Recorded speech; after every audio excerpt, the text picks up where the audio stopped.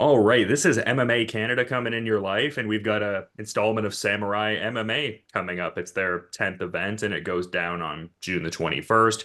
And we have a very intriguing atomweight matchup lined up for the card as Isabelle Lacroix takes on Natalie Schlesinger, and very excited to have Isabelle on MMA Canada to chat a bit about all of that. How's your day been going so far, Isabelle?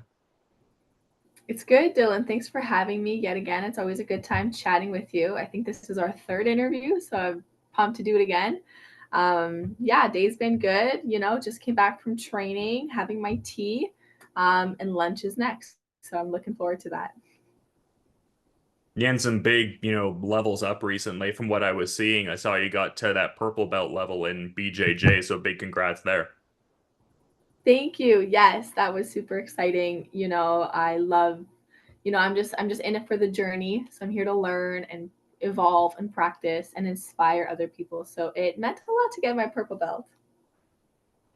And you just have such a good culture curated with all of that too, like even with like a lot of the women that you teach and the program you have. So just yeah, cool to see all of that. I mean, as much as it's a cool individual journey, just such like a strong strength of community around it, it seems.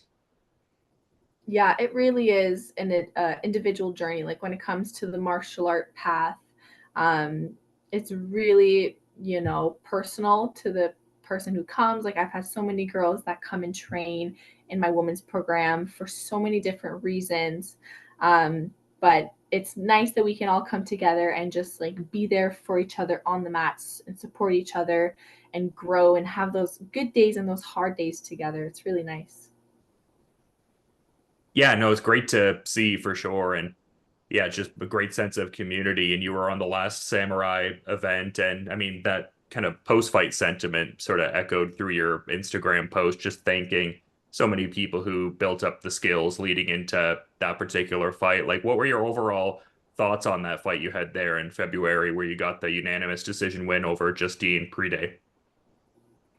I was not expecting her to be so strong. I think like there was like a maybe like a difference in size. Like she came in a little heavy, but I don't know if that makes a big difference. But she was a tough girl for sure, and she like showed a lot of skill in the wrestling. Like she took me down like once or twice, but then I took her down later on. So it was a good tough battle. Like whenever I fight against Mexico, like I know that they've got heart and they're in it, till the end. So I know it was going to be like a tough one, but yeah, you know what, I just used my skill and I was patient, and I just tried to outskill her when it came to that.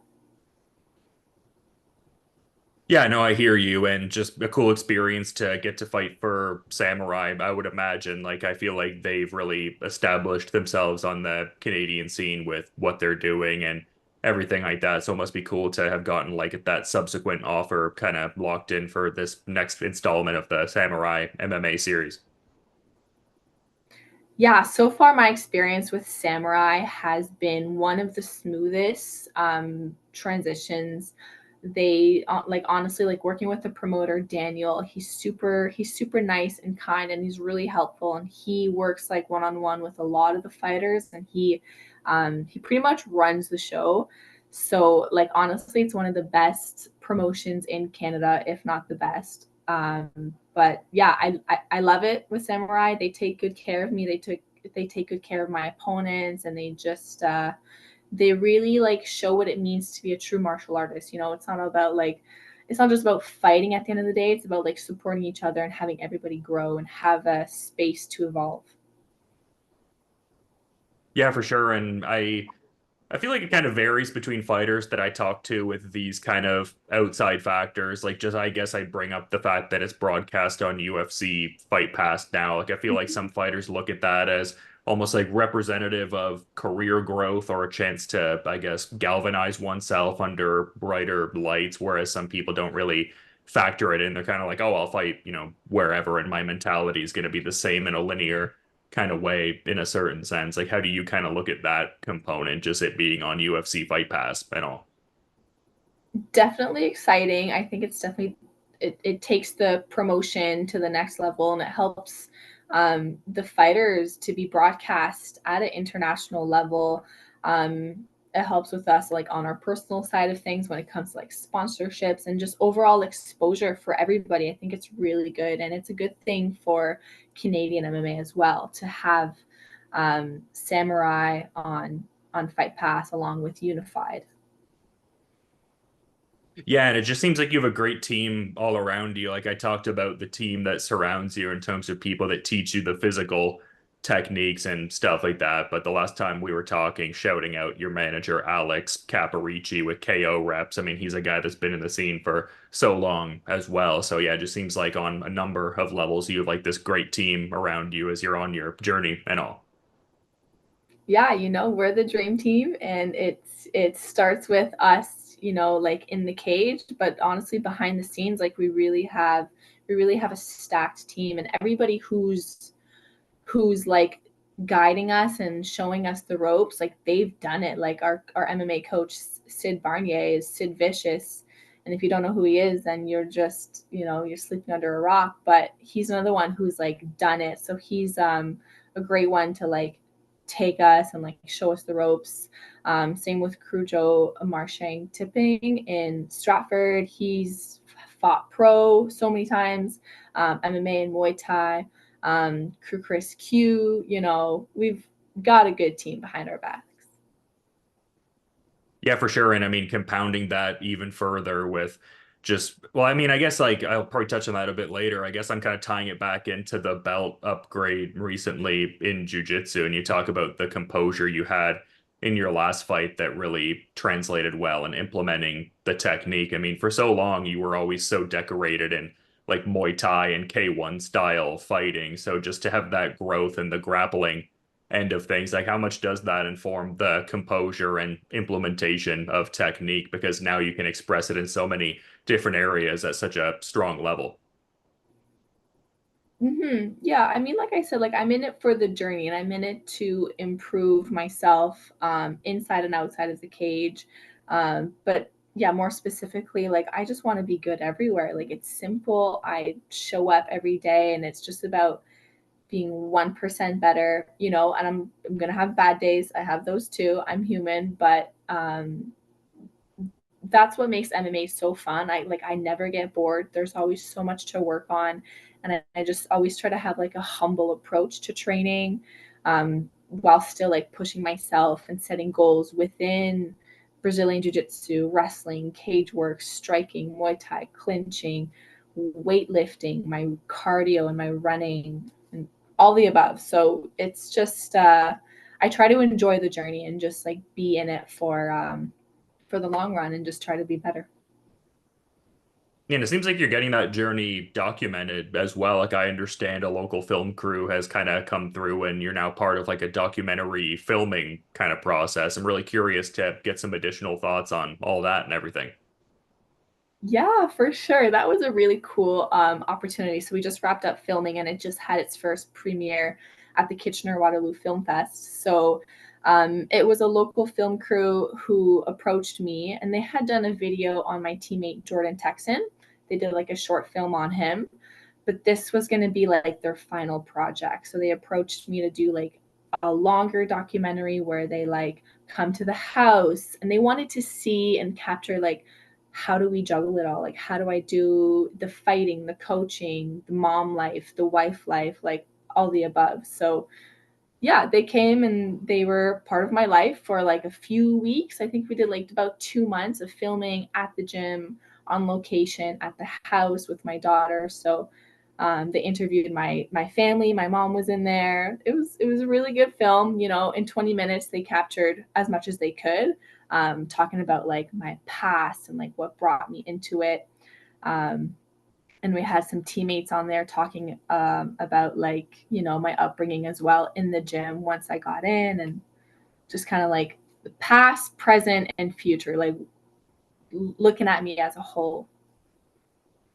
Yeah, and it seems like as much as you've, cross-trained at different spaces, obviously, like it seems like mass Thai boxing has always been the space, even when you were kind of like in Muay Thai and competing solely there, as opposed to like, I guess, applying it to an MMA context. So yeah, just been a cool journey. I understand that's been like, I guess, like a decade plus ago and everything like that.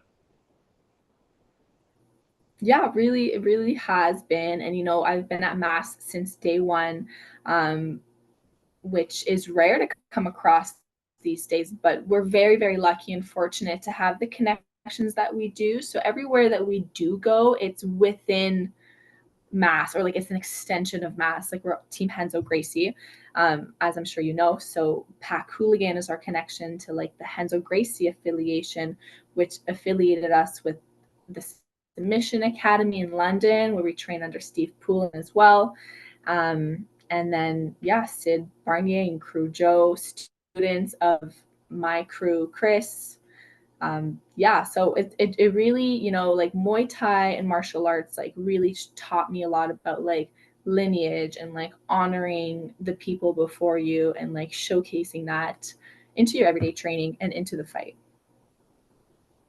Yeah, and you talk about like MMA serving that idea of just kind of giving you something to, I guess, like really dedicate the time and the energy and just, showing up every day. I mean, as much as you said, there's also bad days as well. I'm sure all of these different components probably help serve what you're talking about as a mother. I mean, I'm sure that's like a great example to, set for your kid and stuff like that. Like as much as like the diligent kind of work ethic is important and the successes are also great. It's just also being able to navigate those days where it's like a little lower. I mean, everything is peaks and valleys, obviously. So it must be cool on that end as well, just serving as an example in that regard.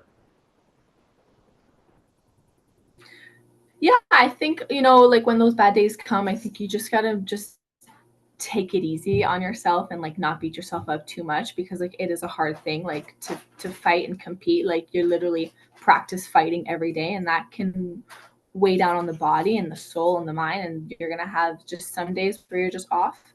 Maybe you had a bad sleep, or just maybe you're just tired of being the only girl fighting the guys. Like there's weeks where like I'm the only girl and it's just all big guys. I'm like, man, I'm really freaking riding through this week with all these big guys. But I think you just got to take it one day at a time and stay focused and remember why you're doing this. And remember that, like, even just showing up, like, you're doing better just by being there.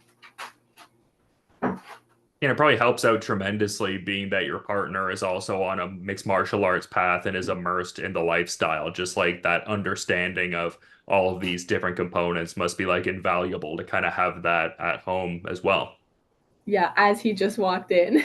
Yeah, getting the quick shout out in and everything like that. But in terms of what you may or may not have, seen from your opponent coming up here, Natalie Schlesinger, I mean, I feel like this would be a good look at this point, just in the sense that she has competed for, Combate Global before and has around the same pro MMA experience as you at the very least. Like, what have you, I guess, seen from Natalie? Like, are you I guess, immersing yourself in a certain level of studying those prior fights? And if so, what do you think of some of her better skills and I guess general resume overall? Yeah, I mean, like myself and my team, like we've done our research, and we've looked at her strengths and her weaknesses, and I think she's like a very aggressive fighter. So I know for sure it'll be an exciting show. I always respect that. But aside from that, yeah, she's got a tight takedown game. Like she likes to wrestle. Um, and then once it gets to the ground, I know she's just looking to get that finish, right? She likes that ground and pound. So um, yeah, I'm ready for a fight. Yeah, no, it's going to be an exciting one for sure and everything like that. And it's been great getting to have you on and get some different insights from you, Isabel. But I'm just curious if perhaps you had any kind of final parting thought you wanted to add as we were sort of wrapping things up here, though. Just honestly speaking about the show and the card itself, like Daniel, the promoter, he set up a really big card. He was saying that like everybody that he offered the fight to like accepted the fight. So when you look at the card, you've got the biggest names for like Canadian MMA fighters on that show. It's going to be a stacked card, so make sure to tune in June 21st on UFC Fight Pass, or if you can't get the stream, come and watch me live. Yeah, it's going to be an exciting one for sure. Always cool to see what Samurai offers and awesome to see this, 10th event build up. And when I saw this bout announcement, had to get you involved on the show and have you part of the MMA Canada platform once again. But yeah, really excited to check things out on June 21st and, take all of that in. But until then, you have a good rest of your day. And thanks so much for the time and insights, Isabelle. Thanks again for having me, Dylan. It's always nice chatting with you and catching up. I appreciate your time.